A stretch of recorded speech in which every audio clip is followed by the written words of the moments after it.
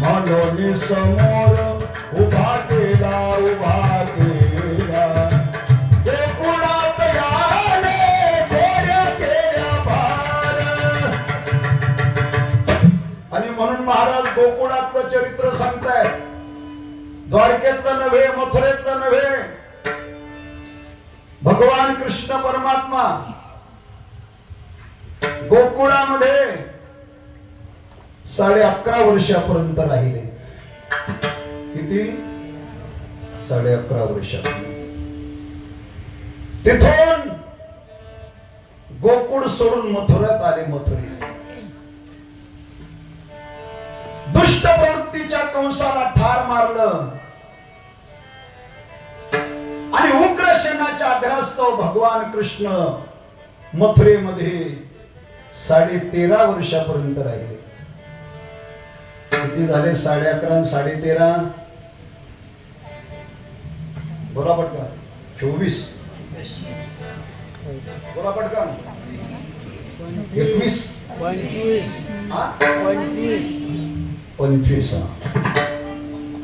24 कोण बोललो?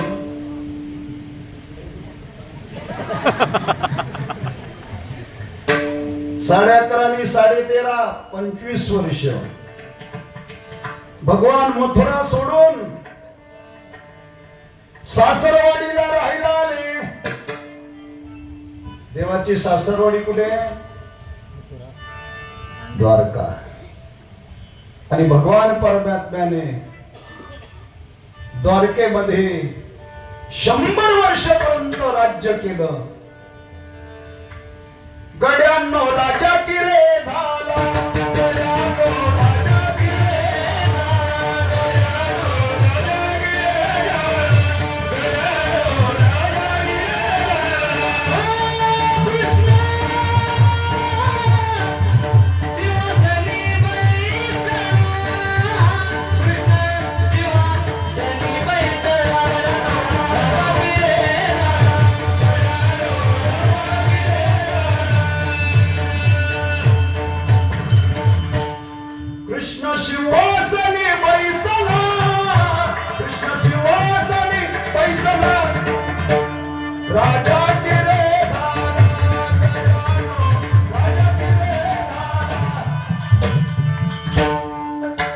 द्वारकेशी देव राज्य करी.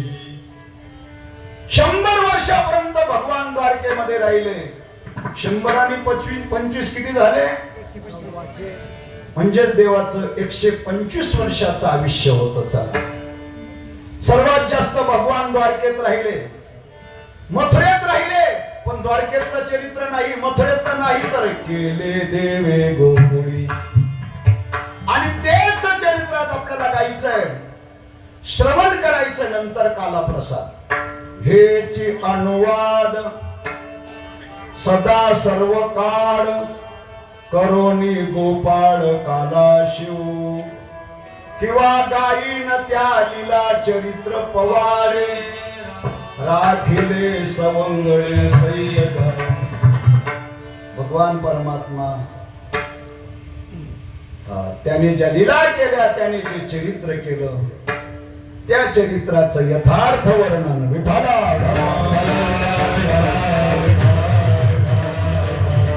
लक्षपूर्वक आहे का? भगवान श्री हरिने या भूतलावर अनंतावधी अवतार घेतले. अनंत अवतार घेतली.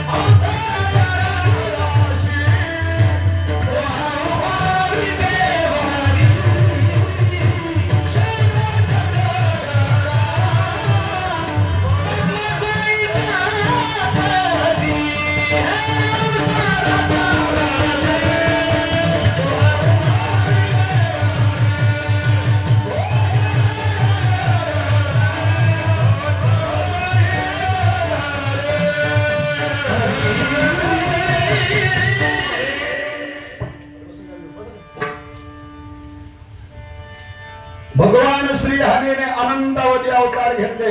बसून घ्या खाली. अनंतावतार घेसी भक्ता कारणे कनवाडो कृपाडो दिनाला उद्धरी किंवा अवताराच्या राशी तो हा उभा विटेवरी शंख चक्र गदा पद्म सहित. भगवान श्रीहरीने अनंतावधी अवतार घेतले. लक्षपूर्वक ऐका. श्रीमद भागवतामध्ये देवाचे एकूण 24 अवतार सांगितले. संत मालिकेमध्ये देवाचे एकूण 10 अवतार सांगितले आणि गर्ग संहितेमध्ये देवाचे एकूण 6 अवतार सांगितले. अंश, अंशांश, आवेश, कला, पूर्ण आणि परिपूर्णोत्तम या 6 पैकी 2च पूर्ण अवतार. पूर्ण अवतार रामकृष्ण, रामकृष्ण पूर्ण अवतार रामकृष्ण,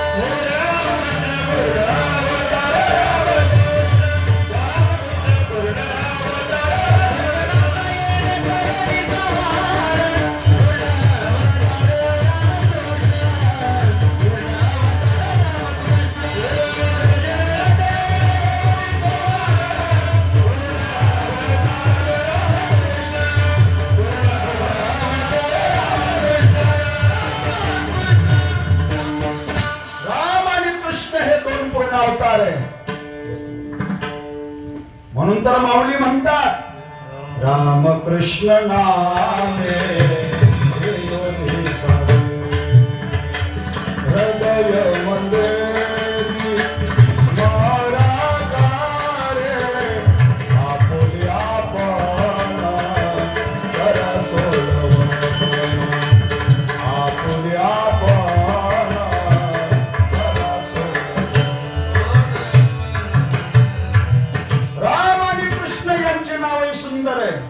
जग में सुंदर है नाम जय कृष्ण कहो नाम. जग में सुंदर है नाम जय कृष्ण कहो नाम.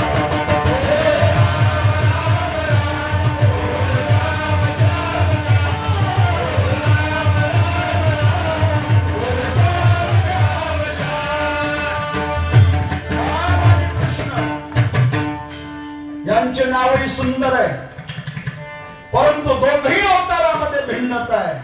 लक्षपूर्वक ऐका. भगवान प्रभू रामचंद्राचा पूर्ण अवतार आणि भगवान कृष्णाचा परिपूर्णतम अवतार. परिपूर्णतम साक्षात श्री कृष्णो नान्येवहि एक कार्यार्थमागत्यम कोटिम कार्यम चकारः. भगवान कृष्णाचा अवतार हा परिपूर्णतम असा अवतार आहे. बघा दोघे अवतारात कशी भिन्नता आहे. भगवान प्रभू रामचंद्र सूर्यवंशामध्ये दुपारी 12 वाजता भर उन्हाळ्यात चैत्र महिन्यात शुक्ल पक्षात तिथी नवमी राजवाड्यात जन्माला आले. या बाबाचं सर्व विरुद्ध आहे. हा चंद्रवंशामध्ये रात्री 12 वाजता भर पावसाळ्यात श्रावण महिन्यात वद्य पक्षात तिथी अष्टमी कोंडवाड्यात जन्माला आला म्हणजेच कारागृहात. किती फरक आहे. प्रभू रामचंद्रासारखा आदर्श राजा न भूतो न भविष्यती. राजा भी होगा महाराजा भी होगा. राजा भी होगा महाराजा भी होगा कोई राजा नहीं होगा.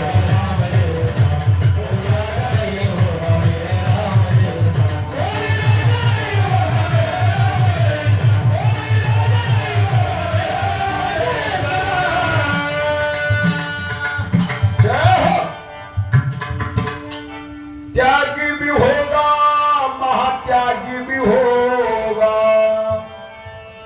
त्यागी भी होगा महात्यागी भी होगा कोई त्यागी नहीं होगा.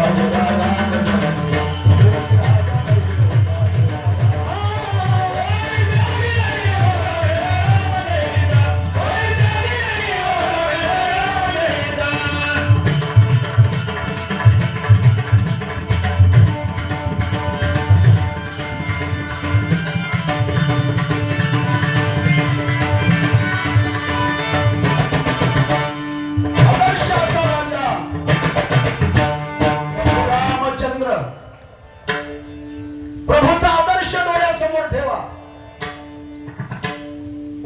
वचनी एक पाणी एक पत्नी हो रघुकुल रीत सदाचारी आई रघुकुल रीत सदाचारी आई प्राण जाई वर भजन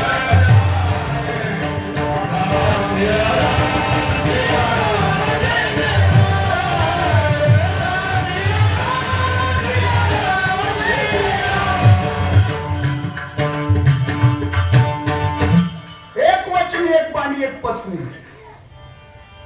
याला 16,108 बायका तरी स्वतःला ब्रह्मचारी म्हणून घेतोय. तुका म्हणे नटधारी भोग भोगोनी ब्रह्मचारी 16 सहस्र भोगीशी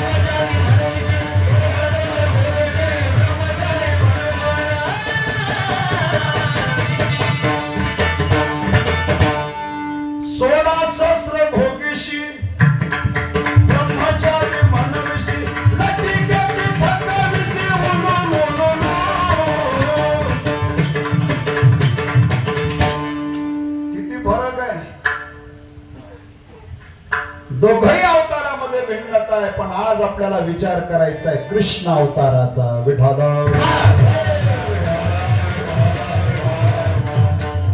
लक्षपूर्वक ऐका. नंद नंदन यशोदानंद आनंद कंद भगवान कृष्ण परमात्मा मथुरेमध्ये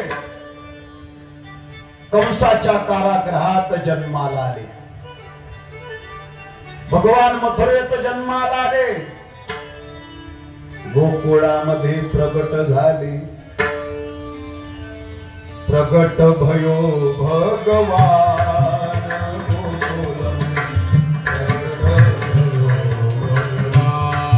ऐका. भगवान मथुरेमध्ये जन्माला आले. प्रगट मात्र गोकुळात झाले. इकडे गोकुळामध्ये यशोदेच्या बाळंतपणा करता नंदराजाची बहीण सुनंदा आली आहे. मागचा इतिहास पहा. बाळंतपणाचं काम बहुतेक बहिणीकडेच. चोखोबाची बहीण झाला शारंगधर. वहिनी उघडादार हाका मारी.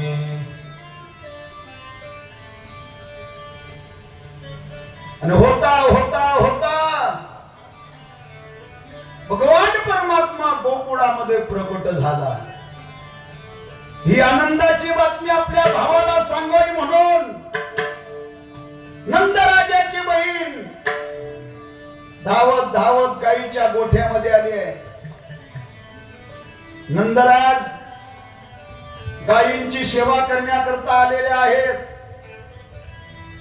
आणि नंदराजाची बहीण सुनंदा तिने आरोळी मारली. नंद भैया नंद भैया नंद भैया नंद भैया. आपल्या बहिणीची हाक नंदराजाच्या कानावर आली. क्या हुआ सुनंदा. नंद भैया आपको लाला भैया. नंद भैया आपको लाला भैया. सच प्रति सच. त्यावेळेला नंद राजाचा आनंद गगनात मावेनासा झाला. नंद राजाने आपल्या अंगावरचे नवरत्नाचे हार काढले. आपली बहीण सुनंदा तिच्या अंगावर फेकले. जा सुनंदा सब सुनाव. नंदराजाची बहीण सुनंदा गोकुळामध्ये गल्ली गल्लीत चौकात चौकात बोळा बोळात जाऊन दौंडी देते. ऐका हो ऐका, माझा भाऊ नंदराज त्याला मुलगा झाला. माझा भाऊ नंदराज त्याला मुलगा झाला. आणि ज्यावेळेला गोकुळवासियांनी ही आनंदाची बातमी ऐकली त्यावेळेला गोकुळवासियांचा आनंद गगनात मावेनासा. तुकाराम महाराज म्हणतात त्या गोकुळवासियांचं काय भाग्य.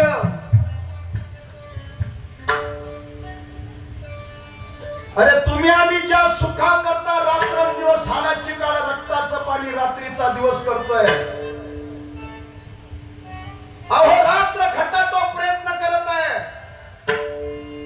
प्रयत्न करूनही ते सुख तुम्हाला मिळत नाही आहे. पण तुकाराम महाराज म्हणता काय त्या गोकुळवासियांचं भाग्य होतं. त्या गोकुळवासियांना भगवान कृष्ण परमात्मा गोकुळामध्ये प्रकट झाल्याबरोबर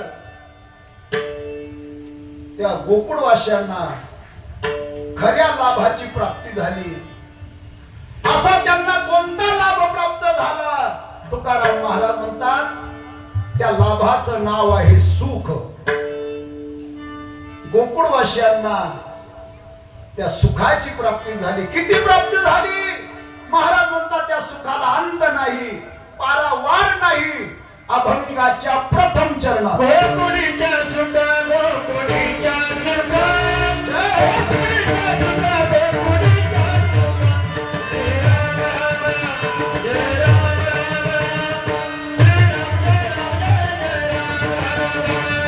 गोकुळीच्या सुखा, गोकुळीच्या सुखा,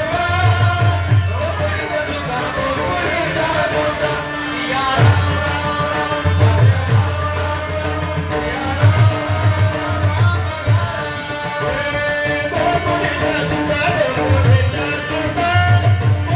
सुखा,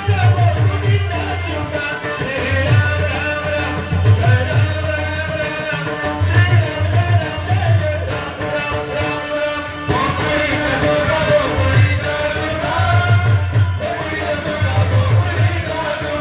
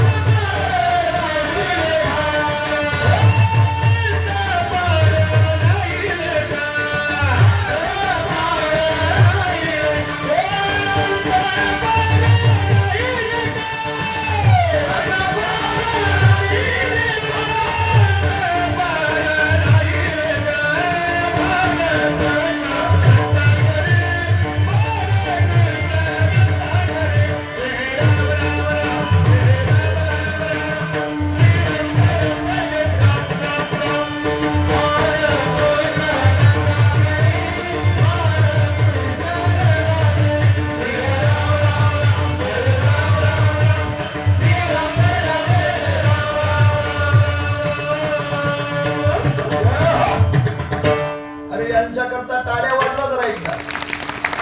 महेंद्र स्वामी महाराज की. आपली टीम फार जोरात आहे. हिमालयाच्या तोडीचे हे सर्व हिमालयाच्या. माझं नेहमी सांगणं असतं दुसऱ्यांच्या नातवाचा मुक्का घेण्यापेक्षा आपल्याच नातवांचा मुक्का घ्यावा. यांचं कौतुक करायचं नाही तर मग करायचं तरी कोणाचं. गोकुळीच्या सुखा, गोकुळीच्या सुखा, गोकुळीच्या सुखा, गोकुळीच्या सुखा. श्री राम राम राम, जय राम राम राम, श्री राम जय राम जय जय राम राम राम. अंत पार नाही लेखा, अंत पार नाही लेखा, अंत पार नाही लेखा. पार कृष्ण